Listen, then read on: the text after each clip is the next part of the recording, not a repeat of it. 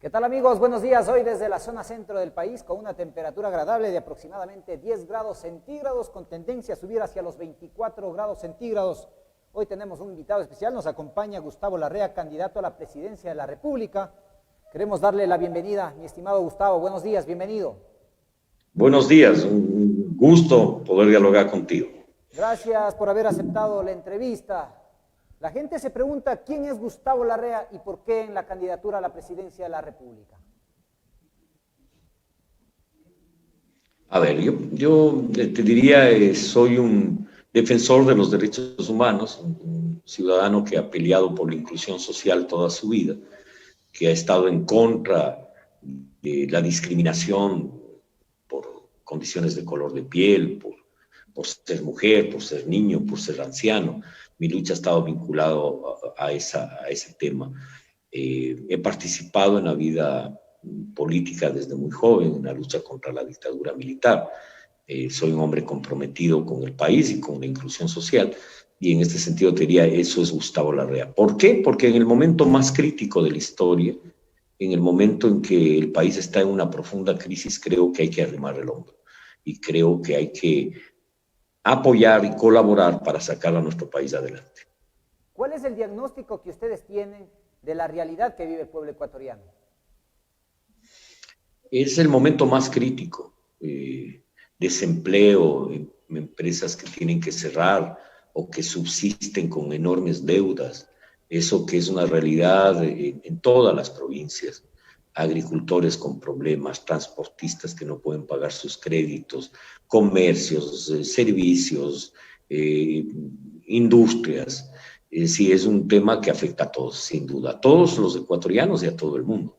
El mundo ha estado semi-paralizado ya 6 meses y esto ha repercutido en la vida económica, social, de todos. El sistema sanitario en nuestro país colapsó, tuvo problemas muy serios.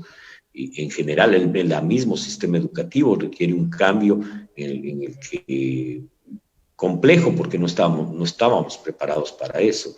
Y creo que es eso, es el momento más crítico, también crítico no solo económica, socialmente, sino éticamente. La corrupción se devela y nos espanta, nos asquea, cómo se asaltan los fondos públicos que deberían precisamente servir para atender la pandemia, sirvió para enriquecer a unos cuantos delincuentes.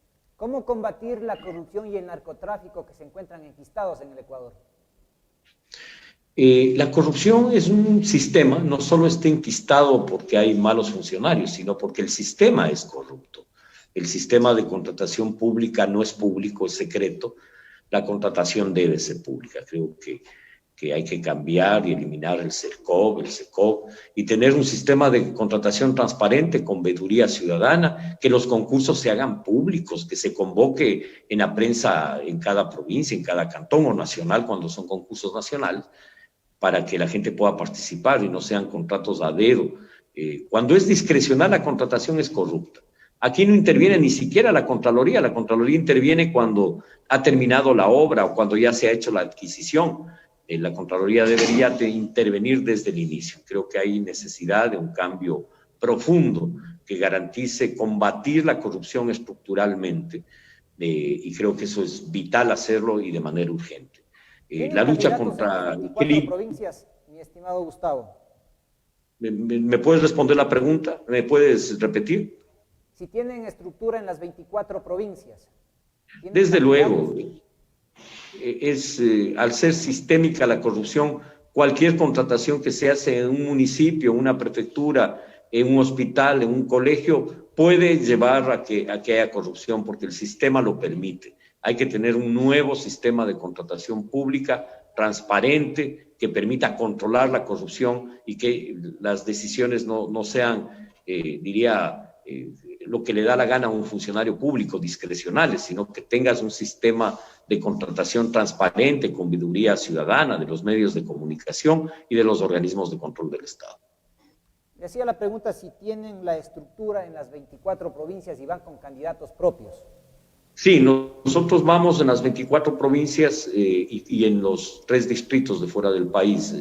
Tuvimos problemas de inscripción en la provincia del Carchi y el Napo y no los pudimos solucionar lamentablemente. El resto de provincias ya tenemos las listas en el CNE y el caso de la candidatura presidencial anoche fue ya aceptada por el Consejo Nacional Electoral, hemos cumplido todos los requisitos de ley y ya somos la candidatura Democracia Sí, la primera candidatura oficial del país. ¿Se debe gobernar con la misma Constitución o se tiene que cambiar?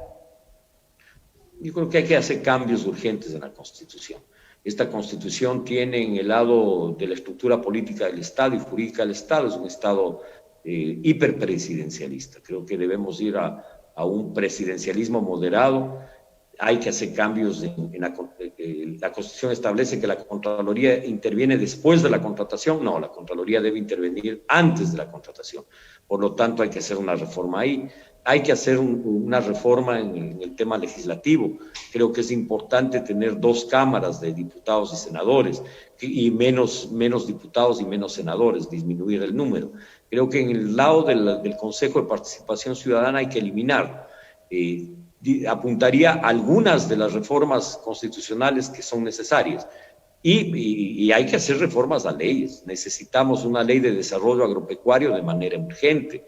Necesitamos una ley de desarrollo agroindustrial de manera urgente. Una ley que fomente la inversión en el país.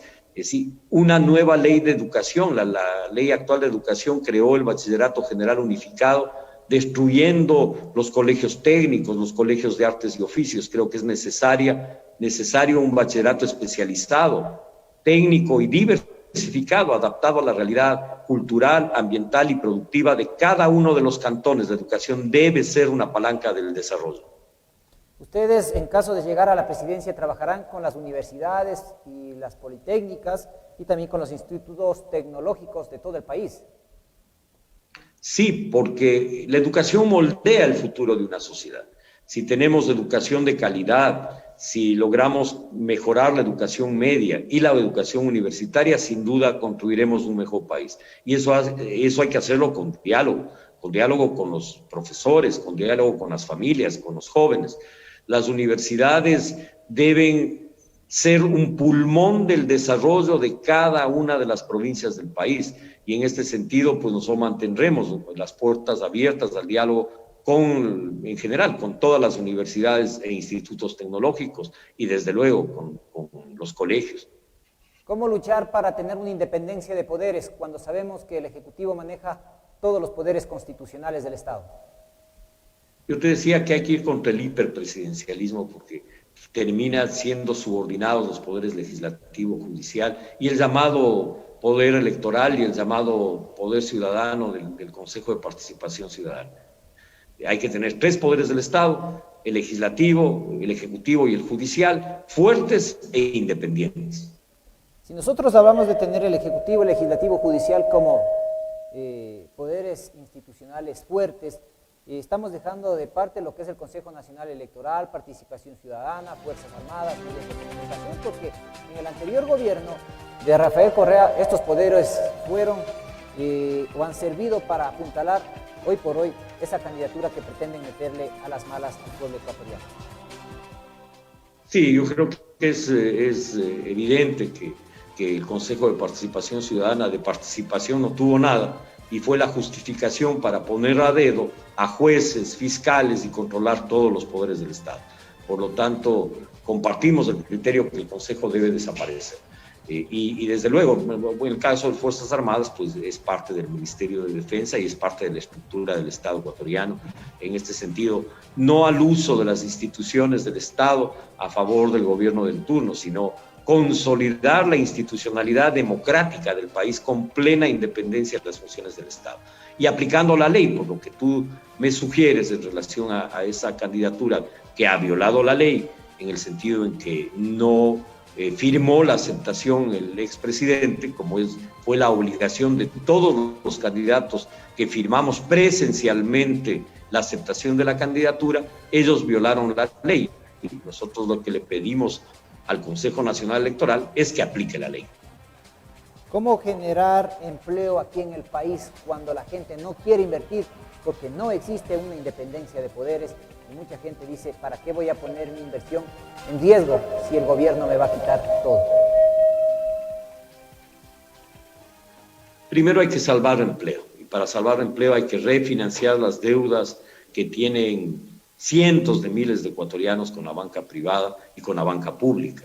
Hay que refinanciarlas.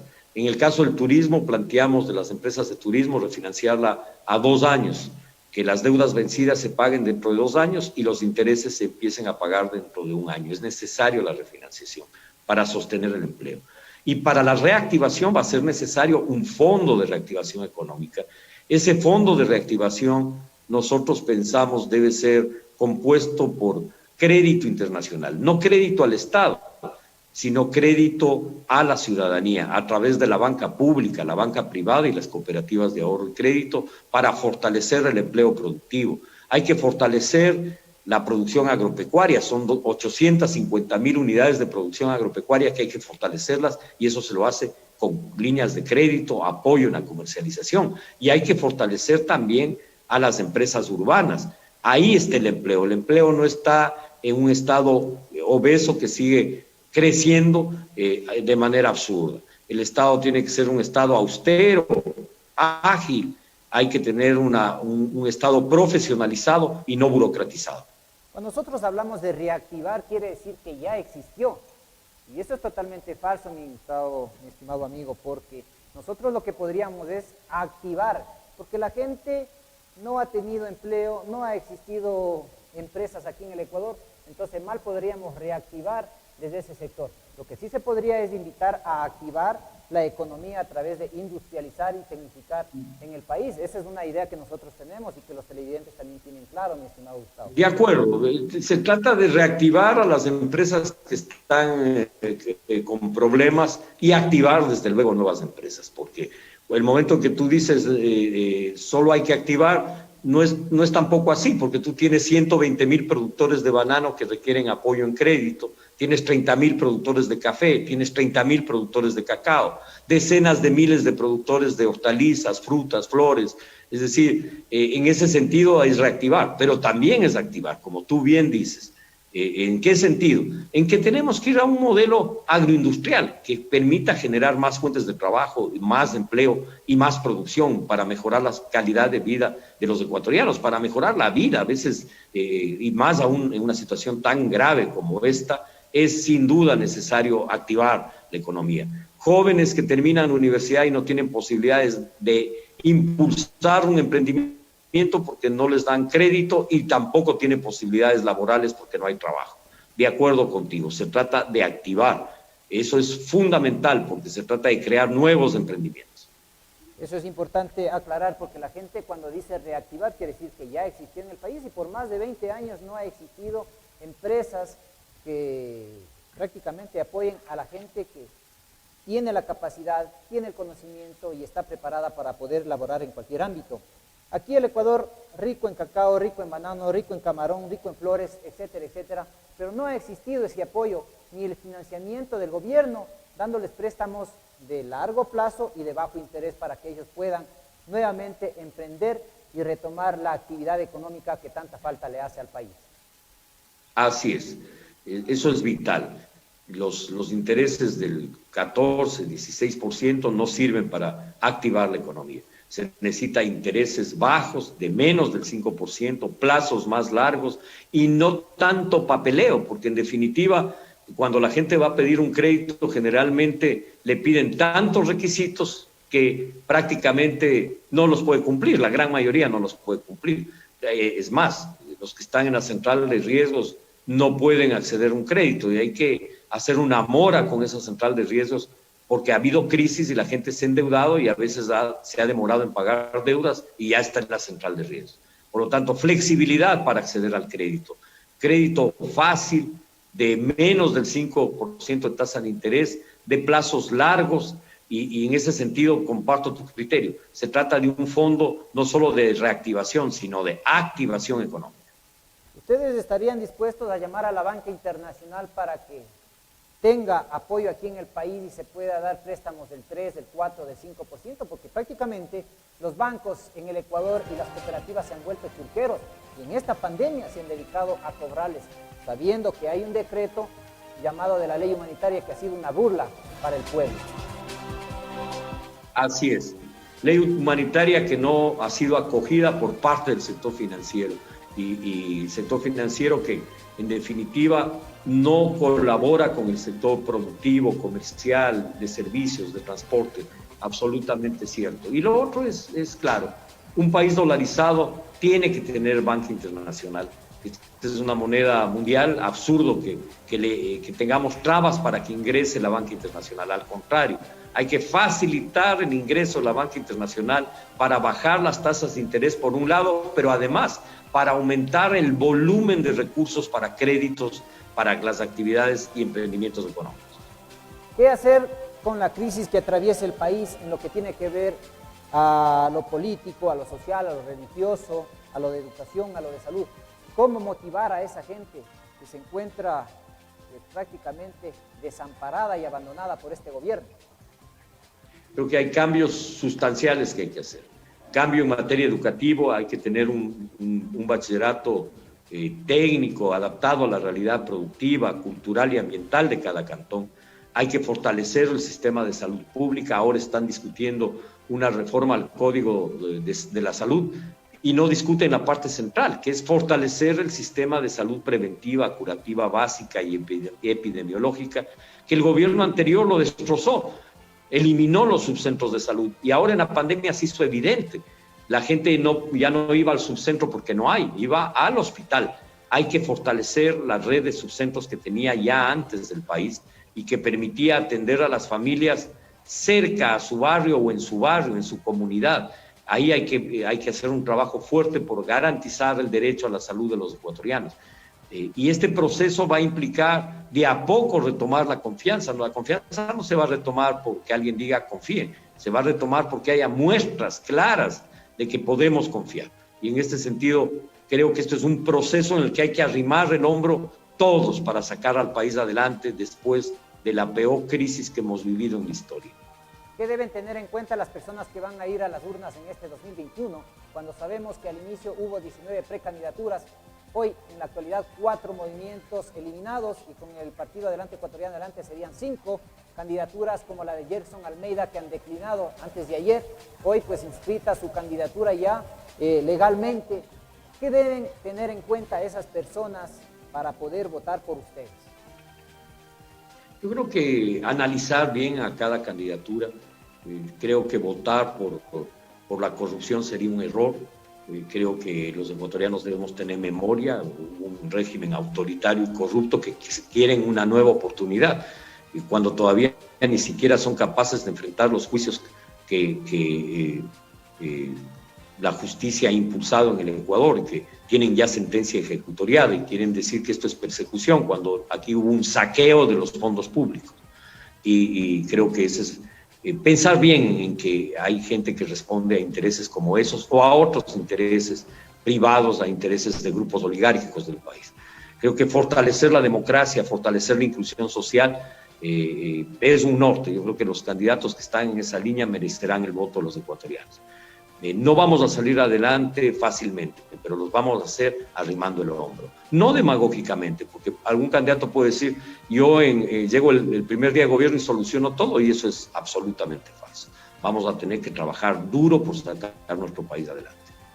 Mucha gente, cuando usted habla de que tenemos memoria, dicen, y se le involucra a usted que estuvo en la presidencia de Fabián Alarcón, de Bucarán, de Correa, de Moreno, y ahora, ¿cuál es la nueva propuesta que usted le da? ¿Cómo podemos eliminar el pasado? Yo no estuve en la presidencia de ninguno de esos gobiernos. Yo fui subsecretario del Ministerio de Gobierno con Fran Vargas Pasos en el Ministerio de Gobierno en el año 1996, en la presidencia de Bucarán. Y salí de ese ministerio precisamente en contra de Bucarán. No he sido funcionario del gobierno de Alarcón para nada, estuve en oposición a ese gobierno.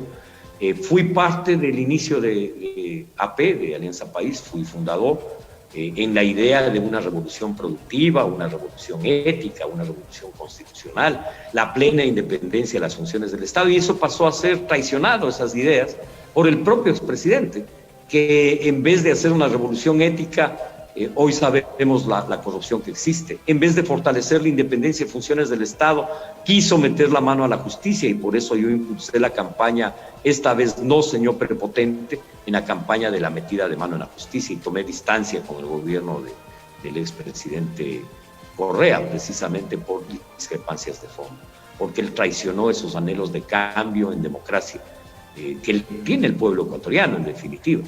Y finalmente, en el caso del gobierno del presidente actual, yo no he sido parte de este gobierno, ni funcionario, ni asesor, ni nada. Correa dijo que yo era, pero Correa le mintió al país, yo no soy parte de este gobierno. Lo que sí es verdad es que yo apoyé la consulta del 4 de febrero del 2018, recorrí el país, estuve trabajando por el sí, y el sí ganó.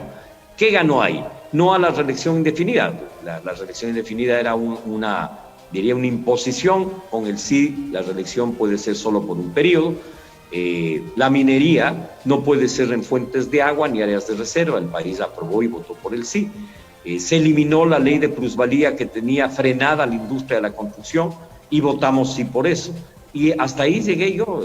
Ya la responsabilidad de lo bueno o malo que haya hecho el gobierno actual le compete a quienes han gobernado, no a mí.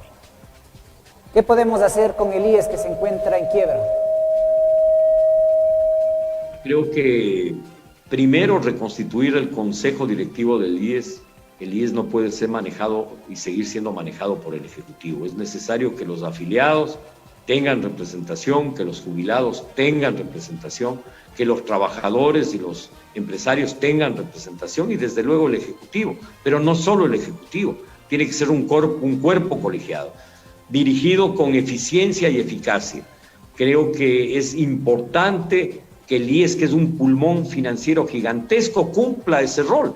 Y para cumplir ese rol, yo entregaría el Banco del Pacífico como parte de pago de la deuda del Estado al IES, para que el banco sea un banco de primer piso, para que el banco opere con los trabajadores tengan acceso a crédito preaprobado, para que el banco sea un motor del crecimiento económico del país.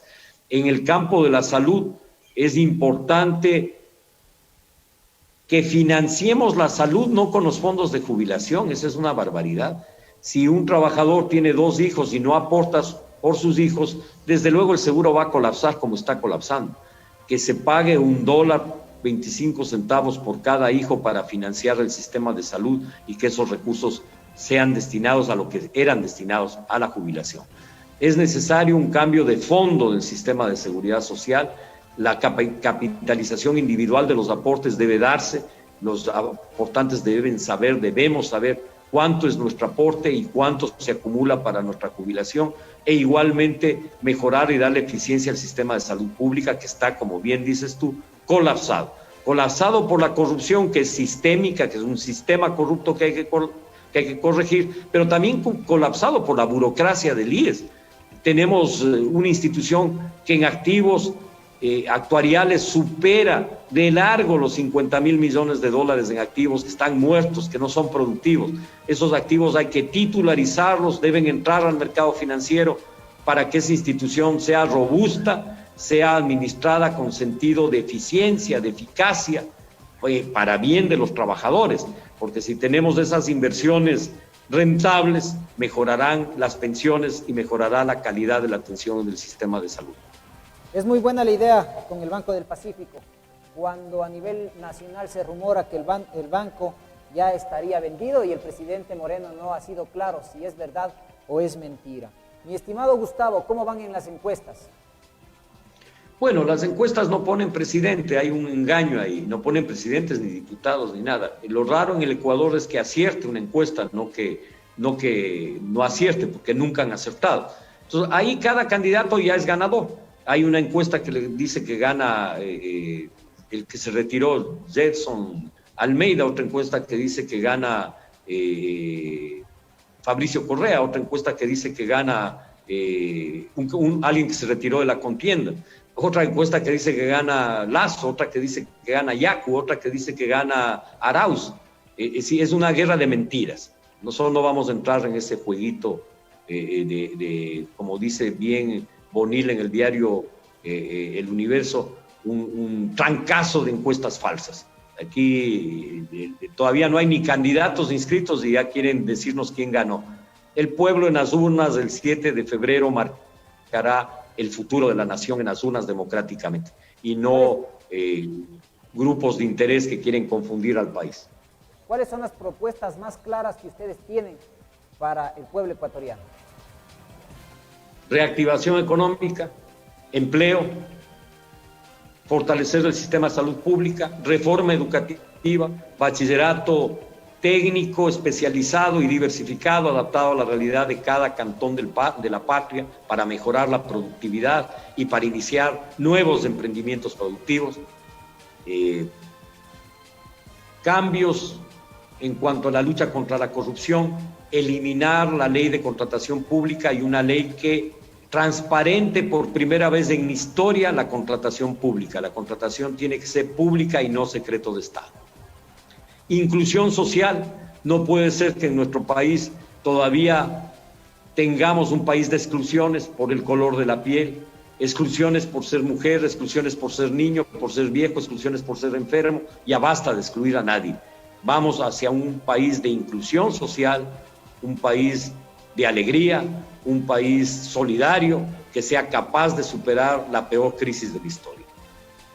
Bueno, hoy nos está acompañando Gustavo Larrea en este análisis político, ya que él es candidato oficial para la presidencia de la República. Mi estimado Gustavo, una pregunta, y siempre es importante ir a la fuente, porque en esta campaña y en este proceso electoral y en los anteriores, las campañas sucias de desprestigio de las personas ha sido lo que es prioridad en las redes sociales. Mucha gente a usted se le relaciona que ha estado con las FARC. Una respuesta de parte suya, ¿qué decirle a la gente que anda especulando o que tiene ese criterio? Sí, el correísmo lanzó una difamación, lanzó... Bueno, vamos a ver... calumnias basadas en dos falsedades. Tenemos problemas con el audio, mi estimado Gustavo. Parece que tenemos problemas con el audio, mi estimado Gustavo, no sé si... Había una carta, una correspondencia. ¿Aló, aló? Ahí le escuchamos, mi estimado Gustavo, teníamos problemas. Ya. Le hice la pregunta. Repito la pregunta. Una supuesta foto mía con un guerrillero. Resulta que el que estaba en la foto era el periodista argentino Patricio Echegaray y no yo. El diario El Tiempo de Bogotá me pidió disculpas públicas, la foto era falsa. Segundo, una supuesta correspondencia mía con un dirigente de ellos. Resulta que la correspondencia también era falsa. Fue introducida en la computadora del señor Raúl Reyes 2 días después del bombardeo de Angostura, es decir, cuando él ya estaba muerto. En definitiva, falsedades. Yo soy un hombre de paz, nunca he participado en ningún acto de violencia. Aquí en el Ecuador esa organización hizo... Vamos a retomar el audio, parece que tenemos problemas. En la frontera norte intervinieron de manera inmediata para desalojarlos. Y cuando no fue así, las Fuerzas Armadas colombianas no le informaron a las Fuerzas Armadas ecuatorianas porque nuestras Fuerzas Armadas hubieran defendido la soberanía nacional. El mensaje final, mi estimado Gustavo, a toda la gente que escucha este medio de comunicación a nivel nacional, también estamos enlazados con Radio Caribe en la zona centro del país. Democracia sí, y Listas 20 y Gustavo Larrea hacemos política por compromiso, por convicción y por amor. No hacemos política por odio. Representamos una alternativa que cree que el desarrollo económico sustentable y la erradicación de la pobreza son caras de la misma moneda. En ese sentido, representamos una opción de centroizquierda sensata y que entiende que hay que trabajar con urgencia. Muy buenos días, muchísimas gracias. Muchísimas gracias, mi estimado Gustavo. La gente ha escuchado el pronunciamiento del candidato a la presidencia de la República, como es Gustavo Larrea. Aquí en este medio de comunicación ustedes podrán sacar las mejores conclusiones. Siempre les manifestamos a ustedes que tienen que prepararse para elegir y para ser elegidos. Si Dios y la Virgen lo permite, el día de mañana volveremos. Buenos días, con permiso.